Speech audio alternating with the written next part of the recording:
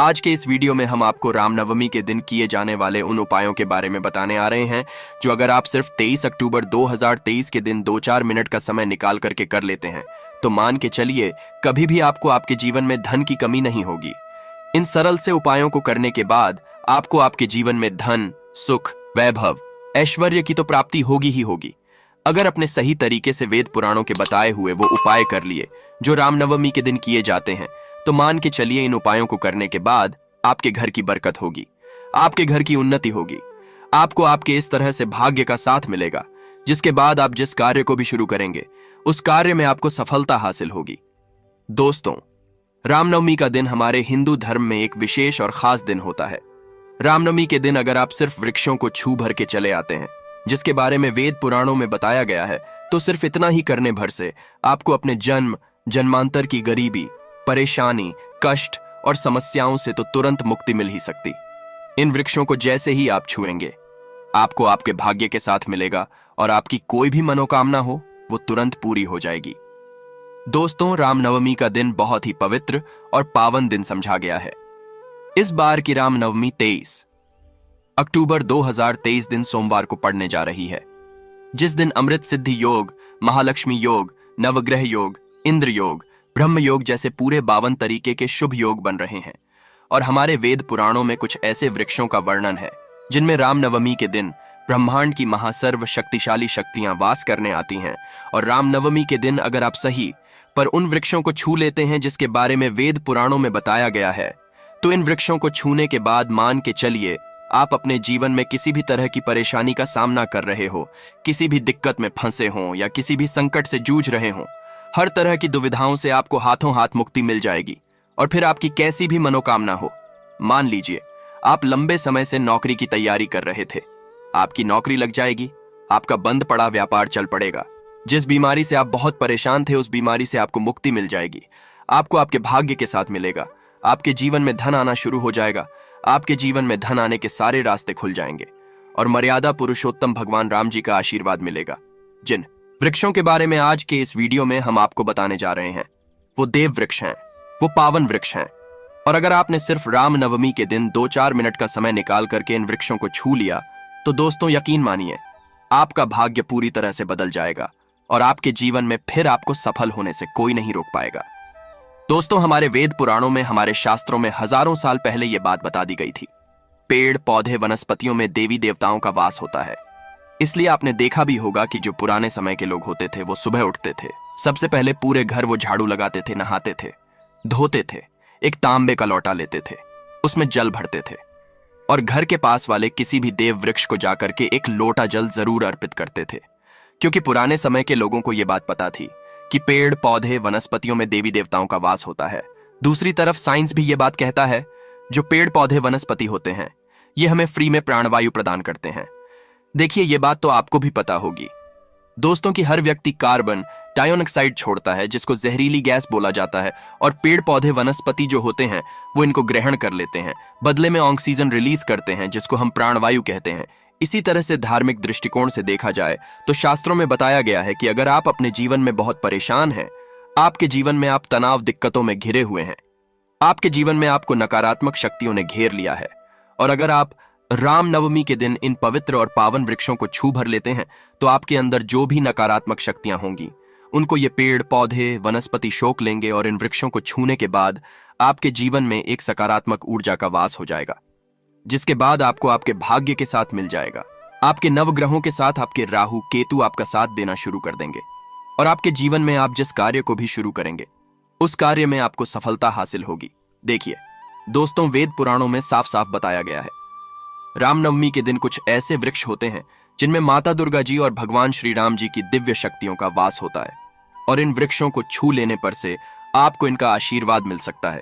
देखिए दोस्तों, रामनवमी का दिन एक बहुत ही पवित्र दिन होता है जिस दिन मर्यादा पुरुषोत्तम भगवान श्री राम जी की पूजा करने का एक विशेष और खास महत्व बताया गया है। और रामनवमी के दिन माता दुर्गा जी के 90 रूप की भी पूजा पाठ विधि विधान से की जाती है।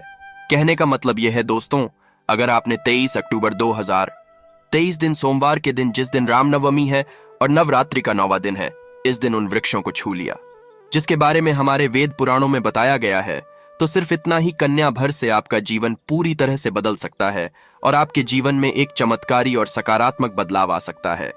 इसीलिए जितनी भी जानकारी हम आपको इस वीडियो में देने जा रहे हैं, बहुत ध्यान से उसके बारे में सुनिएगा और आप लोग उन वृक्षों को जरूर छू लीजिएगा जिसके बारे में हमारे वेद पुराणों में बताया गया है। और इतना कन्या भर से मान के चलिए कई देवी देवताओं का मिल जाएगा। इसीलिए अगर आप चाहते हैं कि प्रभु श्री राम और माता दुर्गा जी की कृपा सदैव आप पे और आपके परिवार पर बनी रहे, भगवान श्री राम और माता दुर्गा जी के आशीर्वाद से आपके जीवन का हर कष्ट जड़ से नष्ट हो जाए, तो पूरी सच्ची श्रद्धा और पूरे विश्वास के साथ कमेंट बॉक्स में जाइए और तुरंत लिख दीजिए जय श्री राम, जय माता दी। और अगर आप प्रभु श्री राम और माता दुर्गा जी के सच्चे भक्त हैं तो इस वीडियो को लाइक करना मत भूलिएगा। तो जो सबसे पहला वृक्ष आपको छू करके आना है रामनवमी के दिन, वो है बेल का वृक्ष। आपने बिल्कुल सही सुना दोस्तों, बेल वृक्ष एक ऐसा वृक्ष है जिसमें भगवान भोलेनाथ, माता पार्वती जी, ब्रह्म जी का वास होता है। देखिए, बेल वृक्ष के प्रत्येक पत्ते में माता पार्वती जी का वास होता है। बेल वृक्ष में भगवान भोलेनाथ का वास होता है। बेल वृक्ष की जड़ में भगवान ब्रह्म जी का वास होता है। वेद पुराणों के अनुसार रामनवमी के दिन ब्रह्मांड की महान सर्वशक्तिशाली शक्तियां जो होती हैं वो बेल वृक्ष में वास करने आती है।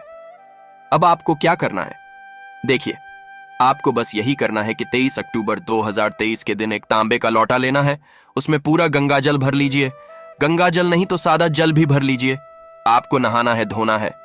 इसी एक लोटे जल को ले जाकर के किसी भी घर के पास वाले बेल वृक्ष को एक लोटा जल अर्पित कर देना है और 108 बार ओम नमः शिवाय का जाप करना है, क्योंकि 108 अंग जो है वो भगवान भोलेनाथ को बहुत प्रिय है। सिर्फ इतना बार अगर आप कर लेते हैं तो मान के चलिए साक्षात आपको भगवान भोलेनाथ और माता पार्वती जी का आशीर्वाद और वरदान मिलेगा। आप किसी बीमारी से परेशान थे, उस बीमारी से आपको मुक्ति मिल जाएगी और पूरे साल आप लोग रोग मुक्त रहेंगे। तो इस वृक्ष को छूना भूलकर भी मत भूलिएगा। दूसरा जो वृक्ष आपको छू करके आना है रामनवमी के दिन, वो है पीपल का वृक्ष। देखिए दोस्तों, पीपल का वृक्ष जो वृक्ष होता है, यह वृक्षों समझा जाता है। खुद भगवत गीता में भगवान श्री कृष्ण जी ने बोला है कि वृक्षों में मैं पीपल का वृक्ष हूं। और अगर आपको नहीं पता तो बता दें, भगवान विष्णु जी और माता लक्ष्मी जी का वास भी पीपल के वृक्ष में होता है। और रामनवमी के दिन अगर आप लोग एक लोटा जल लेकर के किसी भी पीपल के वृक्ष को छू दें और उसको एक लोटा जल अर्पित कर दें, तो इतना ही कन्या भर से आपके भाग्य के साथ मिल सकता है, राहु केतु के साथ मिल सकता है। अगर आप चाहते हैं कि पूरे साल आपका भाग्य आपका साथ दें, तो आप एक काम कीजिएगा, किसी भी पीपल के वृक्ष को जाइएगा, एक लोटा जल अर्पित कीजिएगा और पीपल वृक्ष के साथ परिक्रमा लगा कर दीजिएगा। और 7 परिक्रमा लगाते वक्त भगवान विष्णु जी के बीज मंत्र का जाप कर दीजिएगा। बीज मंत्र आप स्क्रीन पर देख पा रहे हैं, ओम नमो भागवते वासुदेवाय नमः। हम फिर से रिपीट करते हैं दोस्तों, ओम नमो भागवते वासुदेवाय नमः। देखिए, किसी भी मानव के जीवन का राहु, केतु और भाग्य का नियंत्रण भगवान विष्णु जी के हाथ में होता है। और अगर आपने रामनवमी के दिन ये उपाय कर लिया जो आपको हमने बताया है, तो मान के चलिए पूरे साल आपको आपके भाग्य, राहु केतु का साथ मिलेगा। आप जिस कार्य को भी शुरू करेंगे उस कार्य में आपको सफलता हासिल होगी। तो पीपल के वृक्ष को छूना मत भूलिएगा। तीसरा वृक्ष जो है दोस्तों, वो नीम का वृक्ष। देखिए, वेद पुराणों के अनुसार नवरात्रि के समय जो नीम के वृक्ष होते हैं दोस्तों, नीम के वृक्ष में माता दुर्गा जी के 9 रूपों का वास होता है। अगर आप चाहते हैं कि माता रानी जी की कृपा सदैव आप पे और आपके परिवार पर बनी रहे, आपके घर की बरकत हो, आपके घर की उन्नति हो, तो आपको बस क्या करना है कि रामनवमी और नवरात्रि के 90 दिन पर जाकर कि आपको किसी भी नीम के वृक्ष को एक लोटा जल अर्पित करना है, नीम के वृक्ष को छूना है और यहाँ पर आपको 9 बार दुर्गा चालीसा का पाठ करना है। अगर आपको दुर्गा चालीसा नहीं आती है तो कोई दिक्कत की बात नहीं है, किसी भी पूजा घर से दुर्गा चालीसा की ले लीजिए। नीम के वृक्ष को बस एक लोटा जल अर्पित करने के बाद 9 बार दुर्गा चालीसा का पाठ कर दीजिए। इतना भर अगर आप कर देंगे दोस्तों, तो माता दुर्गा जी के 9 अलग अलग स्वरूपों की कृपा सदैव आप पर बनी रहेगी। आपके जीवन में आपके घर की बरकत होगी, आपके घर की उन्नति होगी, आपके जीवन में धन, सुख, वैभव, ऐश्वर्य में वृद्धि होगी। तो इस वृक्ष को छूना मत भूलिएगा। और आखिरी वृक्ष है अशोक का वृक्ष। अगर आप चाहते हैं दोस्तों कि ब्रह्मांड के महासर्व शक्तिशाली शक्तियों का आशीर्वाद आपके घर पर बनी रहे, तो दोस्तों किसी भी अशोक के वृक्ष को बस आपको छूना है और अशोक वृक्ष के साथ परिक्रमा लगा लेनी है। अगर आप अशोक के वृक्ष को छू लेंगे तो दोस्तों मान के चलिए आपके जीवन में कभी भी आपको किसी भी तरह के संकट का सामना नहीं करना पड़ेगा। आपको कभी भी अकाल मृत्यु नहीं आएगी। आपके जीवन में देवी देवताओं का आशीर्वाद और वरदान बना रहेगा। तो अशोक के वृक्ष को छूना मत भूलिएगा।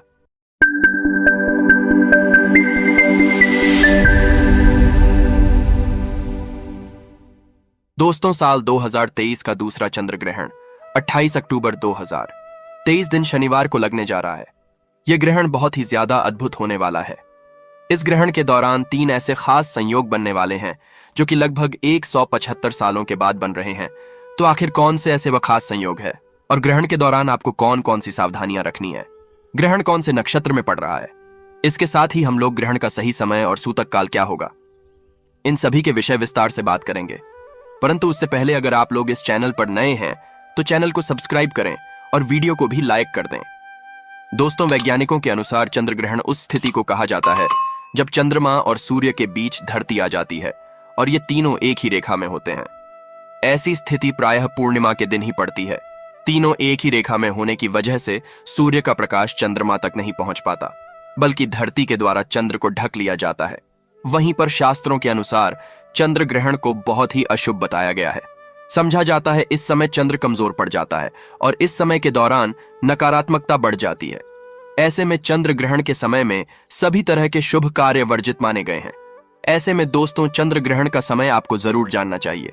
दोस्तों, साल 2023 का दूसरा चंद्र ग्रहण आश्विन मास की पूर्णिमा तिथि पर 28 अक्टूबर 2023 दिन को लगेगा। यह एक उपछाया चंद्र ग्रहण होगा, जहां एक तरफ 14 अक्टूबर को साल का पहला सूर्य ग्रहण लगा था। वहीं पर ठीक इसके 14 दिनों के बाद 28 अक्टूबर को साल 2023 का दूसरा चंद्र ग्रहण लगने वाला है। शास्त्रों में बताया गया है, यदि एक ही माह में 15 दिनों के अंदर 2 ग्रहण लगे तो यह बेहद ही अशुभ संयोग समझा जाता है। ऐसे में आश्विन मास की अमावस्या तिथि पर जहां एक तरफ सूर्य ग्रहण लगा है, तो वहीं पर के शुक्ल पक्ष पूर्णिमा तिथि पर साल का दूसरा चंद्र ग्रहण लग रहा है। ऐसे में ये दोनों ही ग्रहण बहुत ही ज्यादा अशुभ होने वाले हैं और इस ग्रहण में आपको सावधान रहने की जरूरत है। दोस्तों, आपको बता दें कि यह संयोग कई वर्षों में केवल एक ही बार होता है। इस ग्रहण में एक और बहुत ही ज्यादा भयानक खतरनाक संयोग है। दोस्तों, आपको बता दें कि 14 अक्टूबर को दिन शनिवार था और 28 अक्टूबर को भी दिन शनिवार है, यानी कि दोनों ही ग्रहण दिन शनि को पड़ने वाले हैं। समझा जाता है शनिवार को पड़ने वाला ग्रहण बेहद दुर्लभ होता है। दोस्तों, साल 2023 का दूसरा चंद्र ग्रहण कन्या राशि और चित्रा नक्षत्र में पड़ने जा रहा है। चलिए जानते हैं ग्रहण के सही समय और सूतक काल के बारे में। दोस्तों, चंद्र ग्रहण में सूतक काल ग्रहण लगने से ठीक 9 घंटे पहले शुरू हो जाता है। ग्रहण के सूतक काल के दौरान सभी तरह के शुभ कार्य की मनाही होती है। इस दौरान देश भर के तमाम मंदिरों के कपाट कर दिए जाते हैं। अगर आपको ग्रहण लगने का सही समय पता है तो आप उसमें से 12 घंटे घटाकर के सूतक काल निकाल सकते हैं। चलिए अब जानते हैं यह ग्रहण कौन कौन से देशों में दिखाई देगा।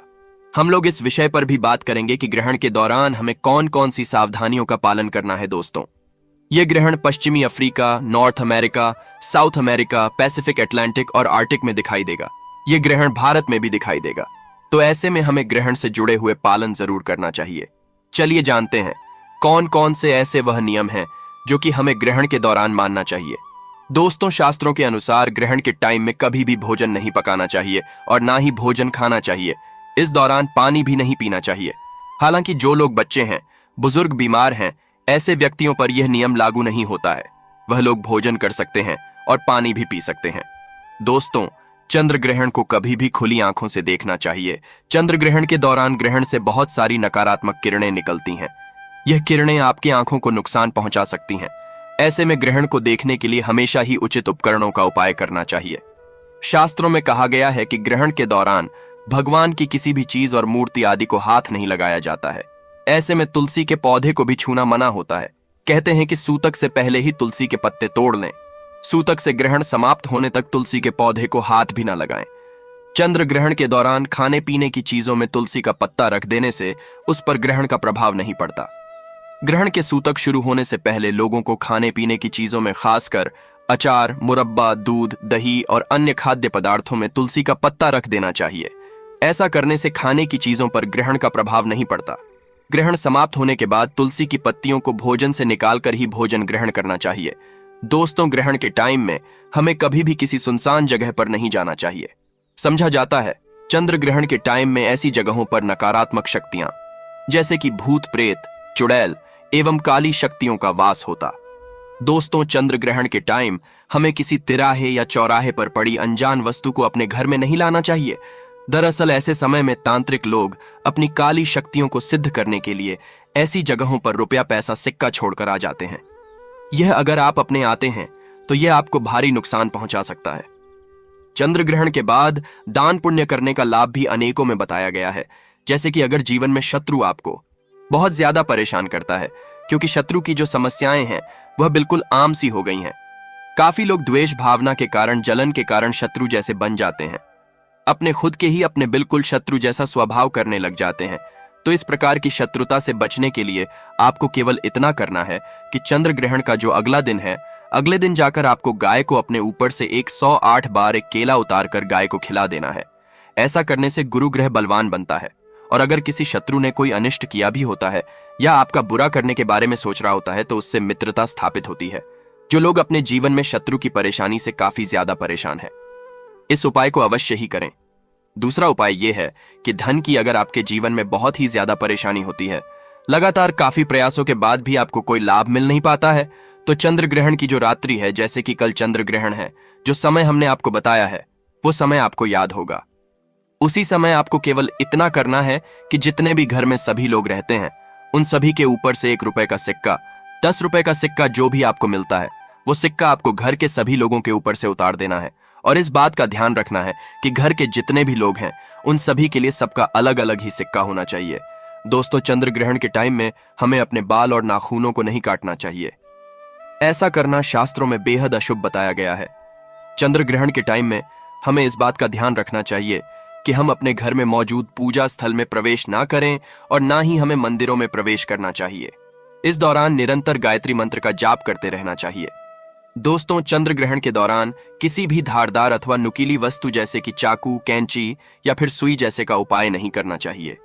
इस दौरान कपड़ा काटने या सिलने के लिए सुई और कैंची का उपाय नहीं करना चाहिए। इस दौरान फलों को काटने के लिए या फिर सब्जियों को काटने के लिए चाकू का उपाय नहीं करना चाहिए।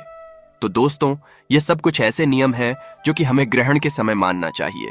दोस्तों, चंद्र ग्रहण समाप्त होने के बाद हमें पानी में गंगा जल मिला करके स्नान करना चाहिए। इसके साथ ही हमें अपने घरों में भी गंगा जल का छिड़काव करना चाहिए। अगर दिन का समय है तो भगवान चंद्र को स्नान करने के बाद जल अर्पित करना चाहिए। दोस्तों, क्योंकि यह ग्रहण शनिवार को लग रहा है तो ऐसे में इस ग्रहण में दान का महत्व बहुत ही ज्यादा बढ़ जाता है। ग्रहण के बाद आपको काली वस्तुओं का दान करना चाहिए, जैसे कि काला कंबल, काला जूता या फिर कोई भी काला वस्त्र आप दान में दे सकते हैं। ऐसा करने से ग्रहण का दुष्प्रभाव आपके ऊपर कम होगा। दोस्तों, साल 2023 का दूसरा चंद्र ग्रहण 28 अक्टूबर को रात 11:33 से शुरू हो जाएगा और यह ग्रहण लगभग 5 घंटे तक चलेगा। ग्रहण की समाप्ति रात 3:50 पर होगी। अगर आपकी कोई मनोकामना है तो उस मनोकामना को आपको ग्रहण के समय में लाल कागज पर अष्टगंध की स्याही से या फिर लाल चंदन के पेस्ट से अपनी मनोकामना को लाल कागज पर लिख देना है। और उसके बाद इस लाल कागज को अगले दिन, यानी कि चंद्र ग्रहण जब हो जाता है तो उसके अगले दिन स्नान आदि करके इस कागज को अगर शिव मंदिर में दबा दिया जाता है तो तुरंत मनोकामना शीघ्र, अतिशीघ्र पूरी हो जाती है। लेकिन आपको बता दें कि किसी व्यक्ति को अपने वश में करने के लिए, अपनी ओर आकर्षित करने के लिए, क्योंकि कुछ लोग ऐसे होते हैं कि दूसरों को अपने वश में करने के लिए, दूसरों को अपनी ओर आकर्षित करने के लिए, ये भी उनकी मनोकामना होती है। तो इस प्रकार की मनोकामना आपको नहीं करनी है। आपको केवल जैसे कि जीवन में जो परेशानी आती है, नौकरी संबंधित या फिर आपकी शादी ना हो पा रही हो या फिर कुछ समस्या पड़ गई हो, कोई शत्रु परेशान करता हो, उन सब चीजों के लिए इस उपाय को किया जा सकता है। तो इस वीडियो में बड़ी ज्यादा खास जानकारी हमने आपको बताई है। इस वीडियो को एक बार फिर से आप देख सकते हैं, जिससे अच्छी सारी बातों को सही से समझ सकें, और किस बारे में आप जानना चाहते हैं वो आप कमेंट बॉक्स में लिख सकते हैं। आशा करते हैं आपको हमारी जानकारी पसंद आई होगी। मिलते हैं अगले वीडियो में। ओम नमः शिवाय, हर हर महादेव।